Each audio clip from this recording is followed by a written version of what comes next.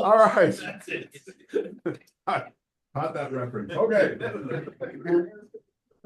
Good evening, everybody, and thank you for joining us for this next installment of our 2025 Winter Wednesdays. I've got Dr. Pollock. He's in a small screen up there, but he's going to deliver the presentation in large form, as usual. Dr. Pollock holds the illustrious record of being our longest standing presenter. I believe we're at year 11 for his presentations at our Winter Wednesdays. He's delivered lots of really good topics, always with great factual information, backed up by, have I got more people? Yeah. Backed up by some research and all sorts of other stuff, which is all I always find fascinating.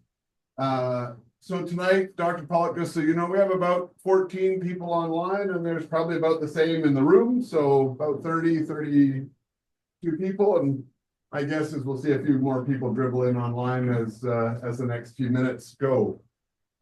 Dr. Pollock used to, in his former job, was the chief research scientist at Divers Alert Network. So he might just know a thing or two about us divers and what's good for us. And I always find that topics like hydration, oh, it's not as simple as you might think.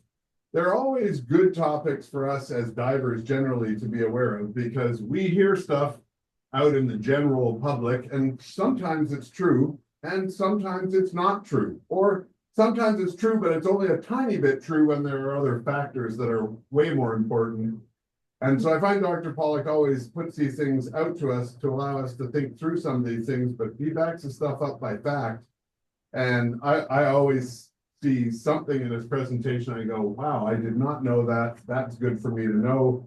And then I play that back to you guys and our instructors and all that kind of stuff as we go about our daily business in diving. And again, trying to keep people safe.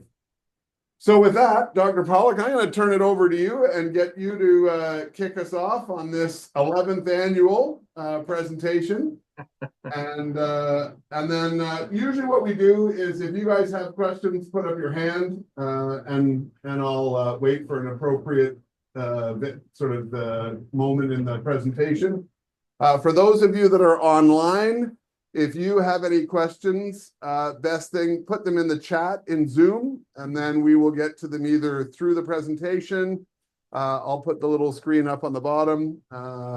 So we'll get to them through the presentation, or at the end if we haven't addressed it by then.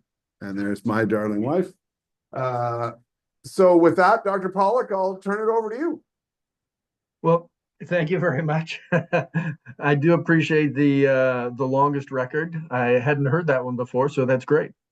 And it is always a pleasure to give these, because it is true. I like to talk about things that quite often have a bit of misconception around them. And hydration is one of those things. It comes up a lot, and it really does need some further consideration. So let's talk about hydration. First thing would be the disclosures.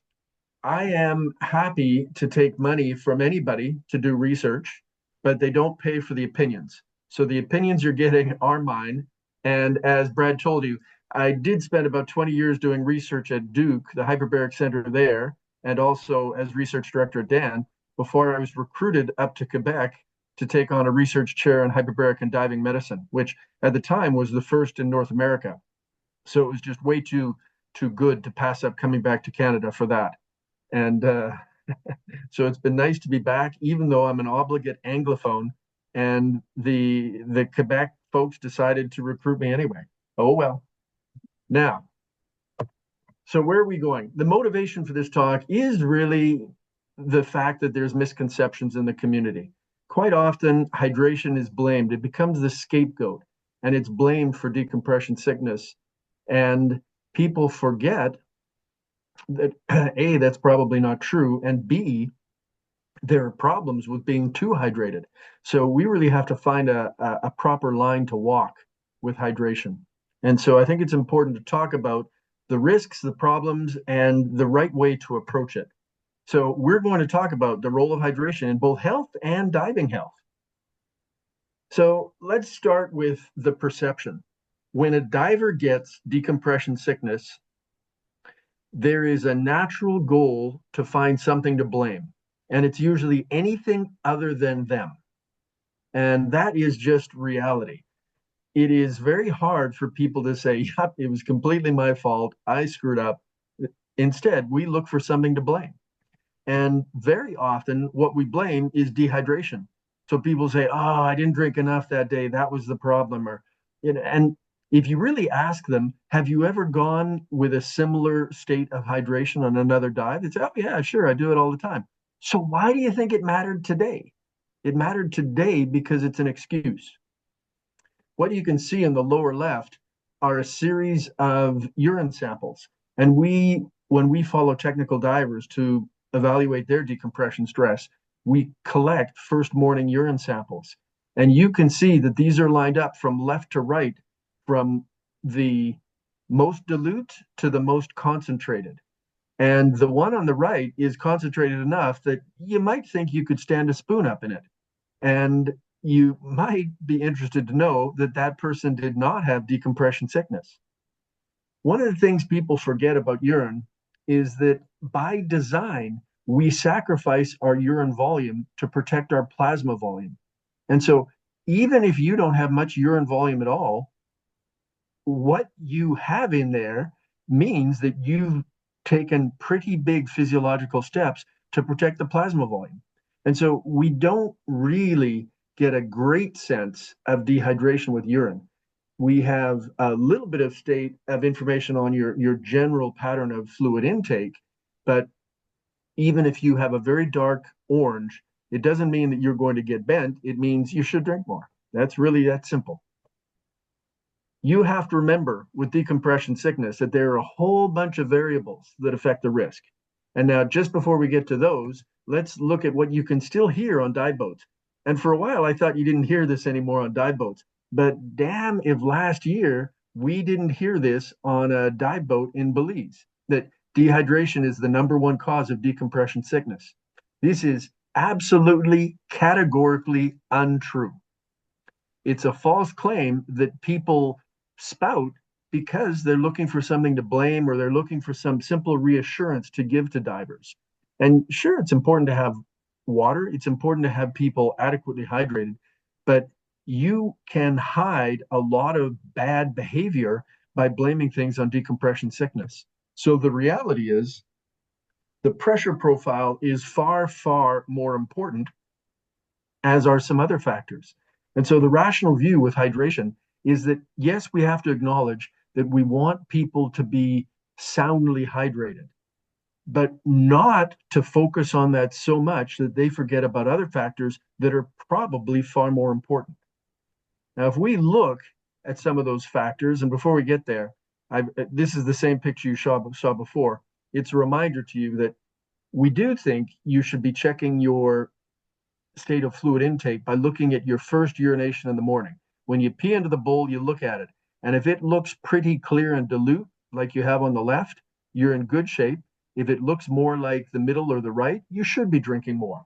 But it's not just to protect against decompression sickness, because decompression sickness has much more involved than state of hydration. The most important thing, as I mentioned before, is the dive profile. And the dive computer is phenomenal at tracking this, but this is all the dive computer is good at tracking.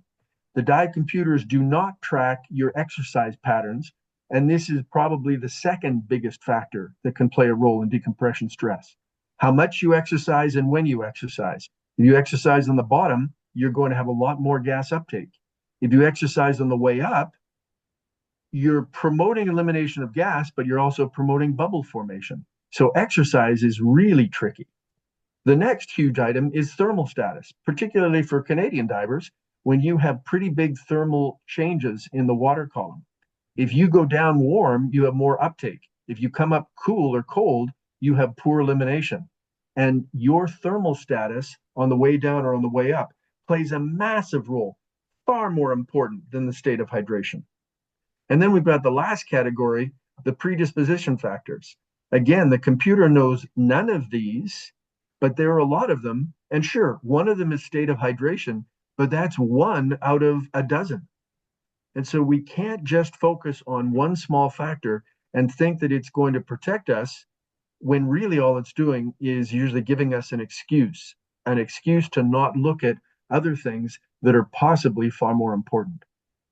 So we can talk about more of these if you have questions, but I just wanted to give you an overview of for perspective. So when we talk about hydration for general health, what are we talking about? We need adequate fluid intake to make sure we've got healthy circulation, and that also helps as divers because that does help us remove the inert gas during the ascent and post-dive phase. So there's no doubt we want adequate hydration. We also need it for thermoregulation. If you don't have enough fluid on board, it's easier for you to get cool or not stay warm. We need it for homeostasis to regulate everything in our fluids and our tissues. And we need it for survival. So there's no doubt hydration is important, but it is not the answer to all problems, particularly not all diving problems. And let's look where some of this came from. One of the biggest reasons we blame hydration is that it has been noted in the past that when people come in and they have decompression sickness, and when they have a blood draw, it's noted that their plasma volume is reduced. And so some people have said, oh, that means the diver was dehydrated and that's what caused it. That is not what it means at all. One of the expressions of decompression sickness is a fluid shift that makes it look like dehydration. And so that state that was noted was probably a consequence of decompression sickness, not the cause of the decompression sickness. Having said that, there's also some data that can support concern. If we look at animal models, there was one study that was done looking at swine, at pigs, and they were exposed to a saturation dive. And that should kind of be your first clue. Animal studies are different from human studies because animals tend to take a lot more decompression stress before they have problems. And so we have these data, but they're for extreme dives that would very possibly kill a human. But in this case, they exposed these dives to 22 hours at 34 meters, so 110 feet of seawater, and then they came straight to the surface. No decompression stops at all. Well, you can imagine if a human did that, that would be a very, very bad day. But these animals can take it pretty well. And to induce the dehydration, they either gave them a diuretic or they gave them no access to water as a second case, or they gave them unlimited water. And then they ran this trial, and what they found, you can see the rows here, we've got the hydrated and the dehydrated groups. And basically, if you were in the dehydrated group, you had more central nervous system symptoms in the dehydrated pigs, and you had more cardiopulmonary symptoms in the pigs. And if you combine them, you also, it came out statistically as being more. So this is in favor of dehydration being a problem, but you have to remember two things. One, the dive profile was far more extreme than any human could tolerate anyway. And B, the dehydration was actually a lot more than the normal patterns of dehydration we would expect to see in a diver. And so this kind of information is useful because it shows us that hydration is a factor, but it is very hard to translate this to the human diver and to be as confident.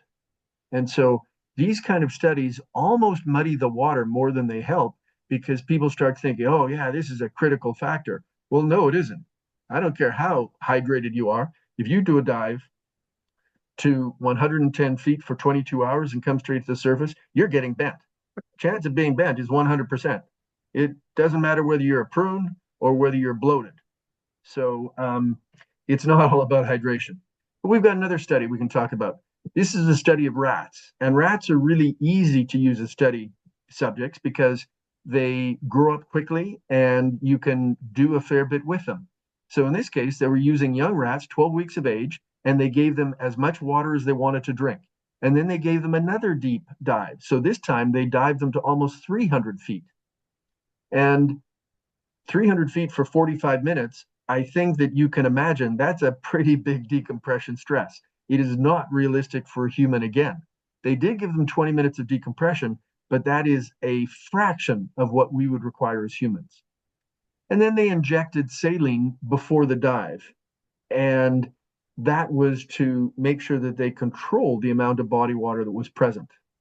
And what you can see here are three groups. You've got a control group that didn't get anything. Then you've got group one that got a small bolus of water, and group two that got a lot of water. And if you follow that over, you can see that in the group two that had a fair bit of water, the majority of those rats did not develop decompression sickness. And so that's to the plus. This shows that if they had a lot of fluid loading, they were somewhat protected. And that's true in the rat. But it's not so easy to see that in the lower hydration state. And that, again, is probably more realistic for what humans would do. And so the data get a little bit messy, though it was actually misstated in the paper, but there wasn't a reduced rate of decompression sickness with the mild fluid loading. And so, once more, this is not an all-out result in favor of overhydrating. It just isn't that clean and easy. So the limitation to bear in mind for animal models is that they can tolerate a lot more stress, and you have to interpret it cautiously. And even with the cautious interpretation, we don't have a perfect view that this is the major factor. Now, let's turn to human data. I'd like to say that all the human data are better, but they're not all better. This first example is a study that is unfortunately the kind of thing that we're seeing more and more in different research fields. We have groups who are so determined to publish that they basically fabricate data. And that's exactly what this was. This paper claimed to study hydration and decompression sickness, and it claimed to show that being dehydrated was associated with a high rate of DCS. But let's look at some of the things they did or didn't measure in the paper. One, they didn't measure the hydration status of their subjects. How in the hell do you conclude anything about hydration when you don't measure hydration? That's just silly. Number two, they analyzed bubble data in a way that wasn't meaningful. But the best part is the third point. They said that every one of their subjects had bubbles at baseline before they dived. And I can tell you, after working on bubble research for more than 35 years, you don't have bubbles pre-dive. It just does not happen. And to have them in 100% of your subjects, it means you either don't have a clue to do on how to do ultrasound, or in the more likely scenario, these are all invented data. And this is one of the ways that people get away with inventing data. They conclude something that is expected, and that way people don't question the results. And then the fact that they fabricated the data just kind of gets ignored. And somebody I respect in the field actually presented this study to support a case for dehydration 6 months ago or so. And I asked him why I did, because it was fatally flawed. He said, well, it agreed with my point, so I thought I would use it. And that's just crazy. The study was fabricated.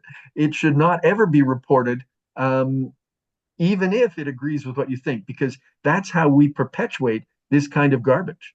And so this was really a bad case. And the way I approach it, we wrote a letter to the editor that was published, and some people still like to cite these papers because they feel they'll be criticized if they don't. I like writing the letters that set the record straight, because then you don't have to cite the paper, you cite the letter. Because every time you cite a paper, it gets credit. It doesn't matter whether you're citing it with praise or with criticism, it gets credit. And I believe that we should let these bad papers die a lonely death. And so that's why we write letters, to try to clear up the literature. So is your name from 2022? Is that the letter then, I assume, as opposed to the Yes. study? Yeah, that was the letter that basically said, you guys are full of crap. But you said very, very politely in scientific circles. Yeah. Mm-hmm. Okay. Now, this isn't to say there's no data supporting this. So let's look at legitimate data that has considered hydration. And I've given you a few examples here. There actually aren't as many as you would think, decent papers, but let's just look at what's representative of what's found when you do seriously look at state of hydration. One study out of Europe looked at pre-dive hydration. What if we give people a bolus of fluid and we make sure that it is absorbed into their tissue and then they dive? Well, they looked at a small sample, 8 military divers, but they did find that the bubble scores were lower after a 30-meter seawater dive. So it's a small sample size, and the difference was not all that impressive, but statistically, they did have fewer bubbles. So, okay, that shows there's a modest effect there. The next one, hyperbaric exposure. This was an assessment of professional divers and was a bigger sample, 63 in this case.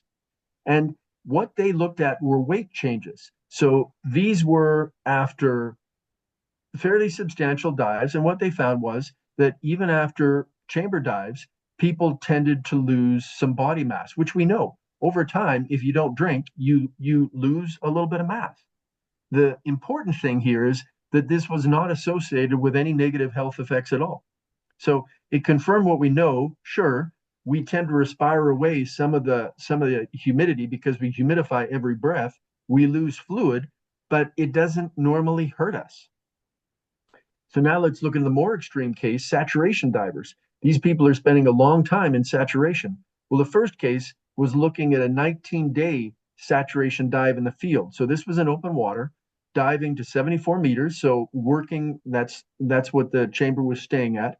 So 24 hours a day, they're staying roughly at that depth equivalent. 11 divers, not young, mean age of 46. Body mass index indicated that they were fairly slender. They were not overly heavy. But what was noticed is that their urinary measures were stable over that 19-day period. So with normal efforts to stay hydrated, they did just fine. And there were no negative health effects that could be tied to the dehydration or tied to state of hydration. And the second case was a chamber dive that was long. It was to 100 feet, and they looked at the fluid content in the body. So they were looking at hematocrit and the hemoglobin content.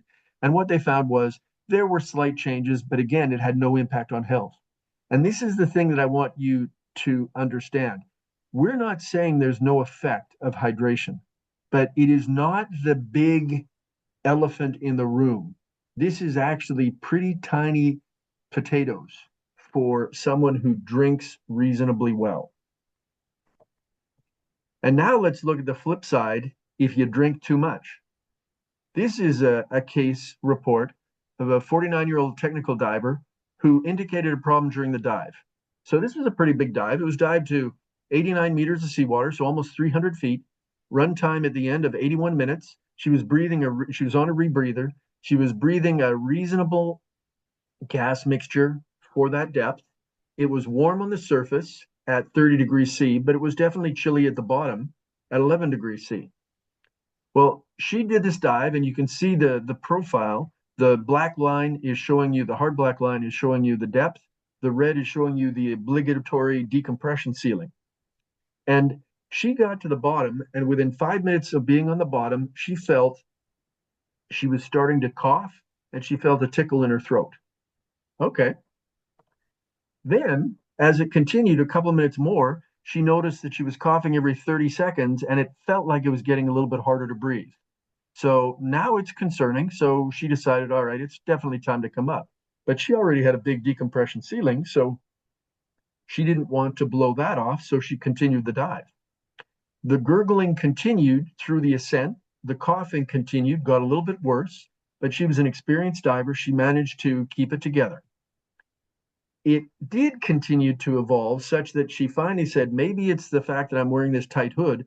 And she tried to have her buddy cut off her hood. Her buddy failed and ended up nicking her. So she took scissors and actually cut off the hood she was wearing. And so she still had presence of mind. She continued to finish her decompression, plus stayed an extra 10 minutes for her buddy's computer to clear. So again, all this time, she's doing a little bit of gurgling, a little bit of coughing, but she kept it together. When she got to the surface, the boat was waiting for her because they had sent up a bag saying that they had a problem. And the boat assumed it was decompression sickness. And so the swim grid was literally about 10 feet in front of them when they surfaced. And someone took off her stage bottles, her bailout bottles, and she was able to climb the ladder on her own strength. She got up, sat down, and her complaints were modest cough, shortness of breath, and the gurgling. So now the question is, what's the differential diagnosis? What most people come to pretty quickly, because it's a 300-foot dive, is they say, well, decompression sickness is a possibility. But in reality, that's the one thing that we can absolutely rule out, because she developed her symptoms when she was at the bottom. And the one thing you need for decompression sickness is decompression. So if your symptoms develop on the bottom, you can absolutely and truly rule out decompression sickness. So we know it's not that. So could it have been saltwater aspiration? Because it is possible that if you inspire salt water and it irritates your throat, you can have a similar spectrum of symptoms that she demonstrated. But she was an experienced diver and indicated that she felt she had no intrusion of water into her breathing loop. So we can probably rule that one out. Well, the next question that comes up, could it be underlying cardiac disease? Because this is a concern we know for any people over an age of about 35, we have to keep cardiac disease on the table as a possibility.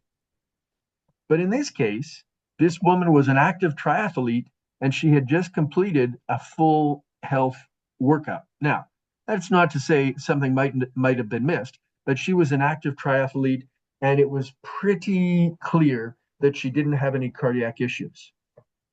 So now let's go back to the case. What happens here? Well, on the surface, she was given oxygen by a demand mask.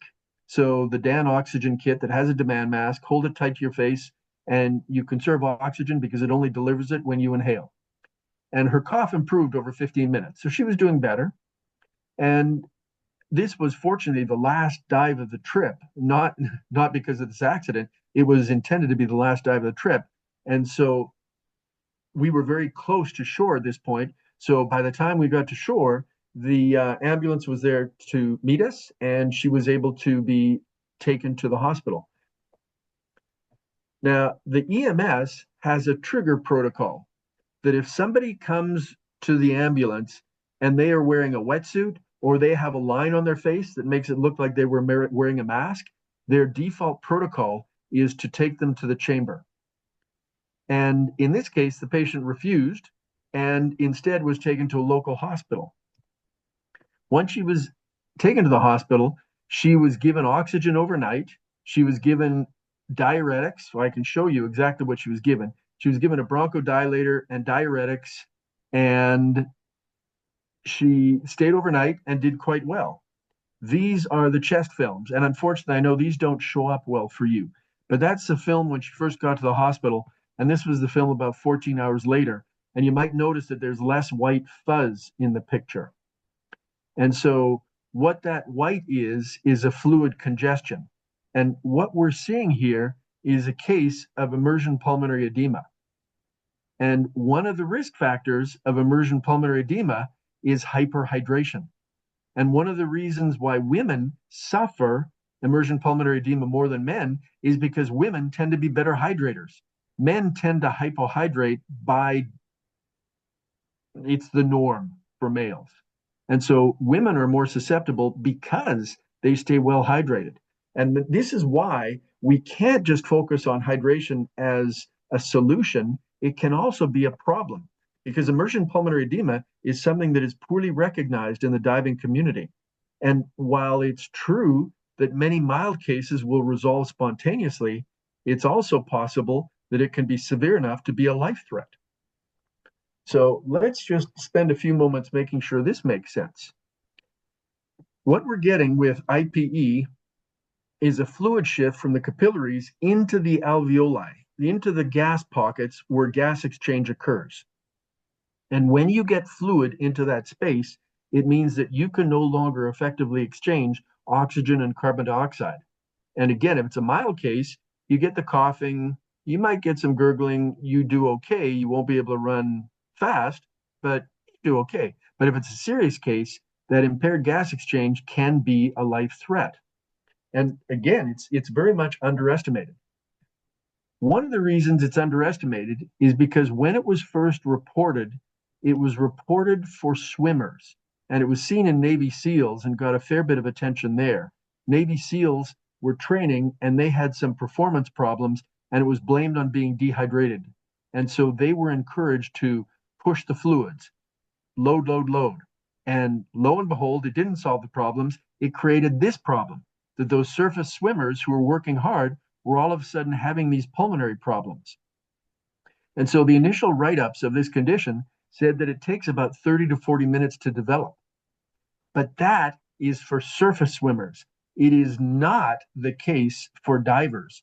And so one of the reasons we've missed this in the diving community is because when you look at the literature, you rule it out. You say, oh no, she developed her symptoms in 5 minutes. It can't be this, but it can be. Her symptoms were almost, they were diagnostic for this. She had the cough. She had a little bit of difficulty breathing.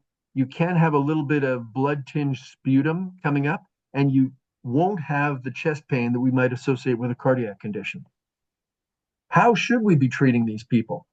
If you get a case like this, you should be removing them from the water, putting them on oxygen, and keeping them at rest. And I say bed rest here, but it doesn't matter. If they're happy sitting upright because it makes it easier for them to breathe, they can do that. The point is to not allow them to be exercising at that point. Get them out of the water, put them at rest, put them on oxygen. And if they go to a clinical setting, they'll probably be given diuretics to get rid of some fluid, and they may be given the beta 2 agonist to help with the breathing. They might even get continuous positive airway pressure. The good news about that is it speeds the improvement, but it doesn't improve the outcome. So whether a person gets CPAP or not, they will still improve. It just makes it a little bit quicker. So this is a condition that treating with oxygen and rest alone, you can do very good things. And the diuretics can take you over the line in many cases. Now, one of the questions that comes up, if someone has this, can they return to diving? And some of the hardline clinicians will say no. If they've had a problem with fluid in their lungs, they should not be allowed to dive. And I think that's a narrow view because you're going to see the contributing factors. For me, I think there are two things you have to do. One, you have to rule out medical conditions that will make that decision easy to make. If there's a medical condition that keeps them out of the water, that's fine. But if they have modifiable risk factors, it is, in my opinion, very easy to say that someone can return to diving. And in the case of this example, this person did not agree to stop diving and has continued to do deep technical diving and has never had another problem because she's modified her behaviors. And that, I think, is common. Having said that, if you get someone who has repeated cases of this, it's probably time to find a new activity. And so that's how I would come out. And the reason I make a big deal of it is I don't want people just looking at hydration as a safety thing. It's also a hazard because it's one of these contributing factors. If we look at the contributing mechanisms for emergent pulmonary edema, there are two broad classes. The first is anything that increases central blood volume. Well, the first thing that increases central blood volume is putting your body in the water. When you put your body in the water, you get a shift of blood to the thorax, and that increases the pressure on your lungs to force that fluid into the alveoli. Hyperhydration is right up there. If you push fluids, you are increasing the burden in your pulmonary artery and you're driving more fluid into the lung. And then there's cool and cold stress. And this can be reached two ways. If you're cool or cold, you vasoconstrict, and that increases central blood volume. On the other hand, if you wear a tight wetsuit, it also increases your central blood volume. And so you're kind of damned if you do and damned if you don't in the cold. You're going to have a problem with central blood volume anyway with that suit. So anything that increases blood volume is a problem. The other thing is anything that increases the work of breathing, the respiratory loading. And once more, we start with immersion. As soon as your body's immersed, it's a little bit harder to breathe because you have to expand your chest against the water pressure around you. If you're wearing that tight suit, you have to work hard to inflate your lung because you've got a suit compressing your lungs. And that increases the pressure quite a bit.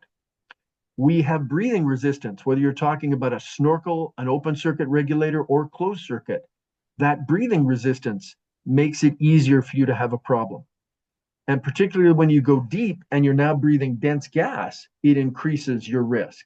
And this is why, again, she had the problem developing within 5 minutes on the bottom. She had the trifecta. She was immersed. I didn't tell you, but she was wearing a borrowed wetsuit that was way too tight for her. And it was cold water at the bottom. She was working hard because they had a current and her gas density was quite high. So she really had it all. She had all of the factors on this list. And that's why I definitely couldn't argue with the idea that if she was more mindful when she went back to diving, she could probably do well, which she has. But what you get with these two types of problems is it's all about driving up your pulmonary artery pressure. And that pulmonary artery is what's feeding the capillaries where you get gas exchange in the lung. And a tiny increase in the pressure can increase the permeability of that membrane, and you get what's called capillary stress failure, and you end up with that fluid shift. And once more, that fluid shift might be mild, but it also could be enough to kill you. So we cannot treat these things as unimportant. So where do we come out with state of hydration? You don't want to be dehydrated. That's absolutely true. We need to avoid problems of dehydration because you will have impaired circulation, you'll have fatigue, and you do increase your risk of DCS. So for sure, we don't want people to be dehydrated, but we also don't want them to be hyperhydrated because this increases the risk of emergent pulmonary edema, and it can also increase the risk of a condition called hyponatremia. And I'm not planning on going into detail on that, so I'll tell you what it is you drink so much that you dilute your fluid enough that you don't have all of the agents that you need. You actually don't have adequate concentration of the fluid. For people who are running marathons and they're drinking way too much while they run, they can get hyponatremia. We don't see it too much in divers, but this would be the extreme of someone who gets so paranoid thinking that dehydration is the number one cause of decompression sickness.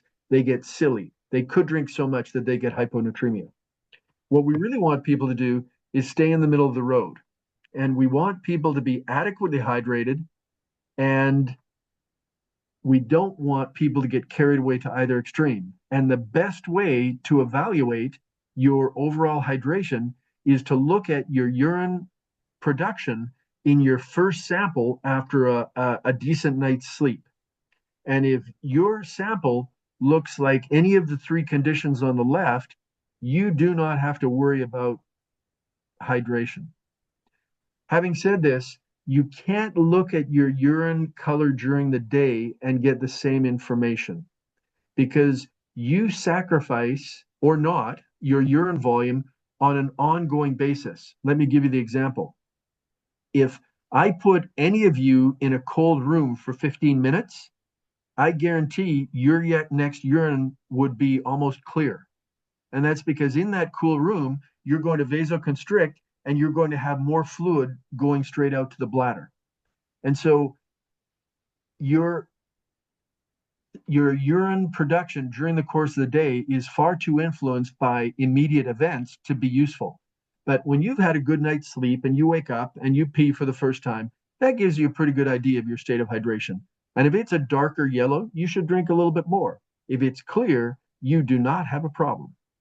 And the only last warning I'll give you about the dark color, some multivitamins can make your urine almost fluoresce. And so make sure it's not a multivitamin thing. Oh my God, I've got to drink more. My urine is ultra green. Well, no, that's probably the multivitamin you're taking. So we have to be mindful of that sort of thing. But we need to walk the middle of the road here because we have problems in both directions. So let's summarize some of the physiology here. With hydration and immersion, as soon as you immerse that body in water, you get pressure on your legs, and they're called capacitance vessels.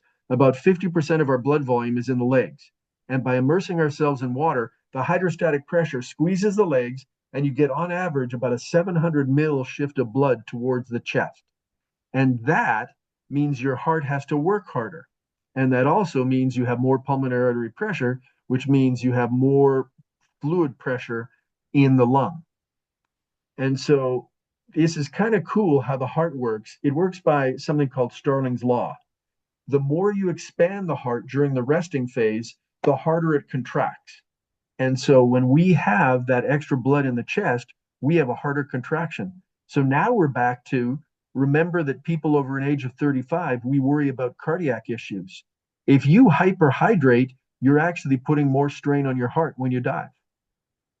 We don't want that either. So hyperhydration is not in your best interests. And the last lines there really just show how it works. That when your heart stretches, your heart responds by saying, "Hey, this is too much work. Let's suppress antidiuretic hormone and let's get more fluid out to the bladder, and so I can reduce this pressure." And so it's a natural pattern that follows, and it's important for you to understand not to overdo it. So practically, if you do want to hydrate before you dive, one other thing you have to be aware of is you have to finish this well before the dive. This is a picture on the right of a technical diver who would guzzle 1 liter of liquid 2 minutes before he jumped into the water. So he would be super well hydrated because he knew it was really important to be safe. Well, it's absolute nonsense. You have to finish processing that fluid about 30 minutes. You have to stop. You have to do your drinking 30 minutes before you dive because it takes that long to process the fluid and to get it into your bloodstream. If you just drink before you go in, almost all of that fluid is going straight to the bladder. It's doing virtually nothing for your state of hydration. So to do these final pushes, it only helps you if you really like peeing in your suit. If you really like that little thermal goose, go for it. But other than that, there's no advantage. So you really want to finish your fluid intake about 30 minutes before you're hitting the water. And so what should we be using if we do want to rehydrate? Well, let's start with water. If you read some of the magazine articles, they'll say water is terrible at rehydrating. You really need to use these other fancy things that you pay a whole bunch of money for. You know, we managed to survive for a lot of thousands of years on water alone. And guess what? Water is a really good rehydrating agent. So anybody who tells you that water is bad for rehydrating is not being correct. One of the reasons they say that is they may be looking at the literature for race performance. People are doing 10Ks or half marathons or marathons. Guess what? Despite what you may want to believe, diving is not like running a 10K race or a 5K race or a 2K race. If you dive properly, you're as lazy as you can be. And so we don't have to look at the literature for running race performance to do our fluid loading. Water works really well. And if you want it to clear your gut at the fastest rate possible, interestingly enough, cold water clears the gut a lot quicker than warm water. So if you have water in the fridge, which is normally about 4 degrees C, that is about the temperature that clears your gut fastest. So water is fine. If you want to use sport drinks, you can, but the problem is they have a lot of calories. Runners may need those calories. Divers do not need those calories. If you look around at any group of divers, most of them don't look like runners. So we don't need the extra calories for the most part. And diving should be a low intensity activity. So sport drinks can work, especially if you water them down, but you don't need them. You do not need to bulk load before a dive. Now, people ask about coffee and they say, well, it's a diuretic. Certainly we can't rehydrate with that. Well, that's actually not true because interestingly enough, while the caffeine is a diuretic, it is put in a pretty big fluid volume. The bolus of fluid is pretty substantial. So I know I've had some research subjects who were just drinking a lot of coffee. And I was sure at the time that they would end up having poor hydration. And damn if they often didn't have really good hydration. And that's because with that caffeine, they're getting a lot of fluid volume.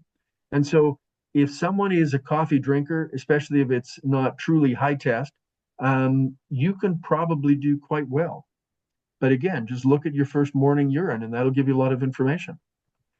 Now, the one that is most contentious would be alcoholic drinks.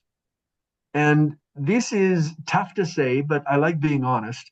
And the reality is that if you have something like a light beer, it's actually a good rehydrating agent. Because again, there's a lot of fluid volume with that alcohol. The problem is if you drink more than one beer, the negative effect on decision making and on possible symptom masking is a problem. So please understand, I am not advocating alcohol use after a dive, but I also believe you have to be honest. And the reality is, if someone drank a truly light beer after the dive, they're rehydrating very well, and one beer is not going to be a problem. But please also note, when I'm saying light beer, I'm talking about less than 3.2%.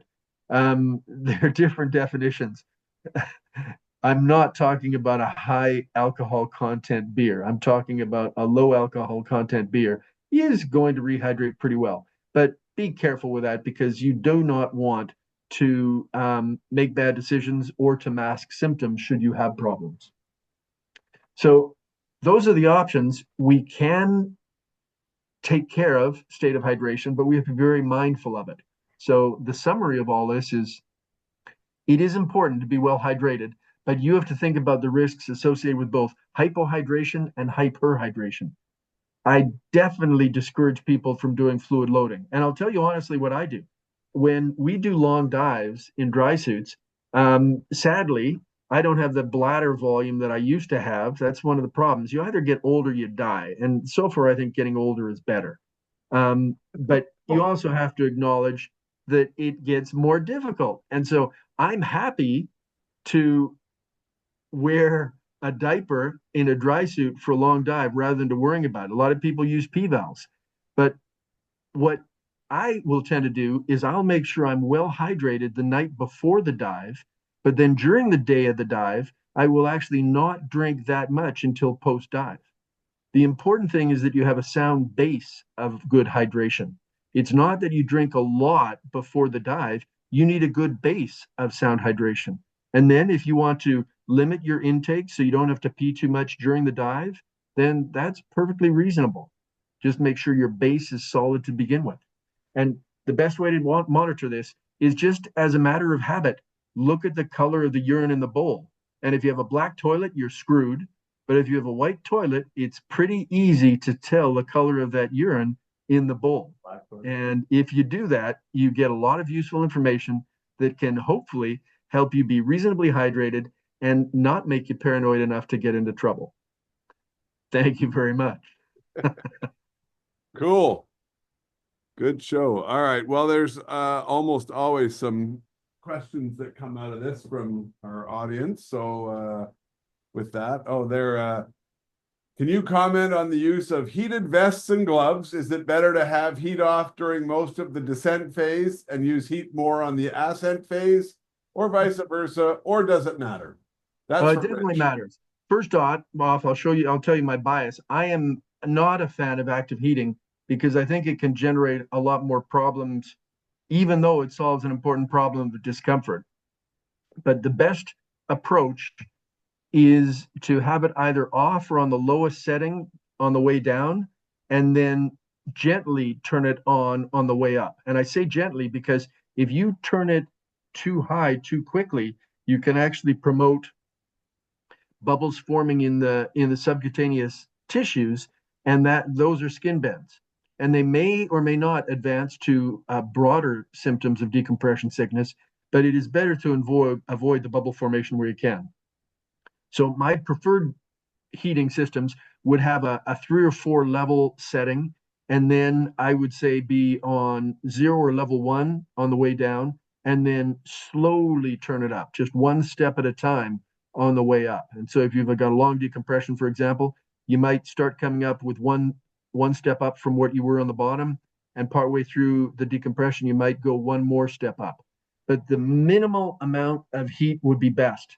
My biggest concern with active heating systems is when they fail. Because when they fail, you're in the worst case scenario.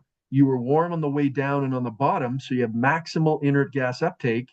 And since it's failed on the way up, you now have vasoconstriction and you have poor elimination. That is the worst case scenario. And the US Navy found really compelling evidence that when you have that warm, cool combination, your risk is going through the roof for decompression stress. So if you use them very thoughtfully, and your goal shouldn't be to maintain perfect comfort. It should be to take enough of the edge off that you can do the dives you need to do. Thank you. Anybody else in here? Happy to get the coffee. Dr. Pollock, what about, I mean, you do hear lots about coffee.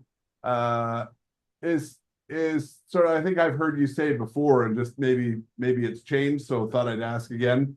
If you normally drink coffee, just drink that as you would normally, at whatever dosage, it's 2 cups in the morning or whatever. So you don't need to change that. It's not harmful as a diuretic. Is that sort of still the same thought process? Yeah, well, I'm not going to say that coffee is not harmful. Of course, the research results are equivocal, but I don't believe it's good for you.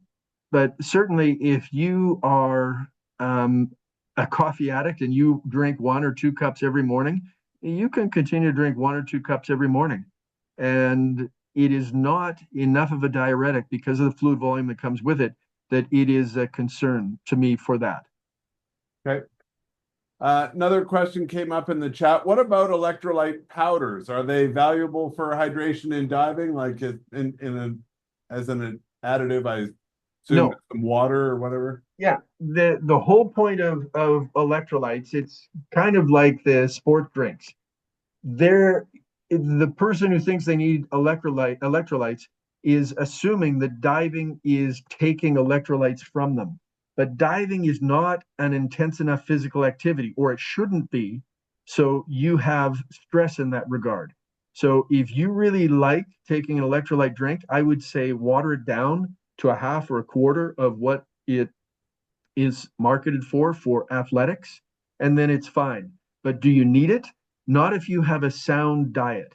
And that's always the caveat here. Some people don't eat well at all. If you eat very poorly, it doesn't hurt to have a multivitamin and maybe even to consider a diluted electrolyte drink. But if you have a good, healthy diet, you definitely don't need it. You're fine with water. Okay, good. Thanks for that question, Mary. Yeah. Is the IP different recreational versus technical? Is there any difference between IPE and recreational diving versus technical, or is it really the same impact? Well, there are some differences, but that's largely because of the exposures. Technical divers are typically diving deeper, so they're breathing more dense gas, and they may or may not be working harder, probably yes, because they're wearing more equipment. So it is more of a risk for a long technical dive or a deep technical dive. Having said that, we are seeing more cases of now recognized IPE, even in recreational open circuit divers, that we just missed in the past. So yes, because of those risk factors, if you're diving deep, and especially if you're using a dense gas mixture, you're going to be at risk. If you're using a rebreather or you're using a very light mix of gas, so you're using a lot of helium, you're going to reduce the risk. But a lot of people, if you actually look at the gas density of your breathing mixture, you'll see that they get pretty high. Air at 40 meters is the recommended limit for the gas density of air. And that's the same as nitrox. They're basically the same gas density. And so that's really the limit at which the gas density is no longer safe. And so as soon as you're going beyond that point, switching to helium will make it a little bit easier, but a lot of people don't want to switch right away, so they can have some pretty serious gas density issues.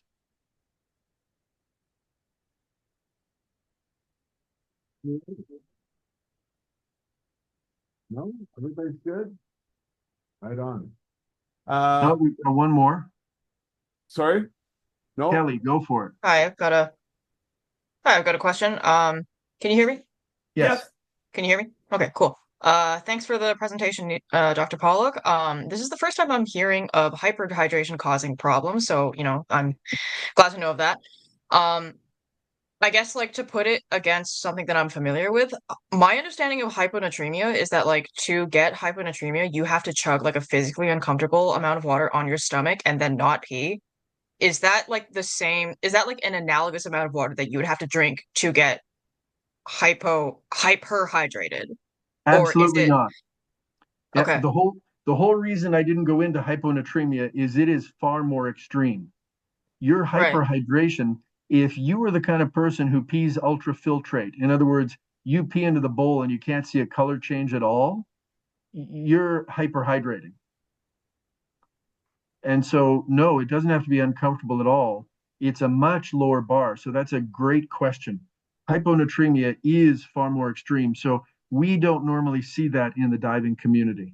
But that's why I said where you usually see it is long distance runners, ultra marathoners, marathoners. If they get foolish and they get carried away drinking too much fluid and not the electrolyte drinks, they can have problems. In divers, no. The bar for hyperhydration is very low in the diving community. Okay. Yeah, good to know. Thanks. Thanks, Kelly. All right. Anything else? Well, if not, it looks like Dr. Pollock, that's it for the questions, unless anybody else online has one. Oh, Rich put in there, low sodium can be caused by multiple factors. Sure. Did you want to, is there anything else you want to add to that, Rich, or are you just making a drop the mic statement? Yeah, true. No, nothing else to add. Thanks. Right on. And Dr. Pollock, Rich, and probably, hopefully, Dr. Harper are actually doing a talk next month on IPE, fully exploring IPE as an emerging risk factor for divers. So that'll be a good. It is an interesting one. We've known it in the scientific literature for 25 years, but it has been really slow to percolate into the broad diving community, in part because of the confusion in the time it took to develop in surface swimmers. But it's funny, people talk about an emerging condition. I try to speak about it anytime I can because people don't recognize it, frustratingly, because we have known it exists for a long time. So I think that's great. If you're getting a talk on it, that's good.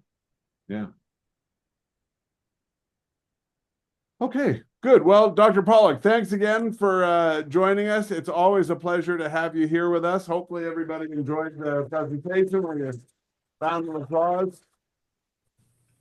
Thanks for sharing. I will, in fact, look forward to having our discussion about what will next year's presentation bring. And hopefully we'll pick something that's really out there and we haven't covered before, and that's always fun. So once again, thanks very much. Enjoy Montreal.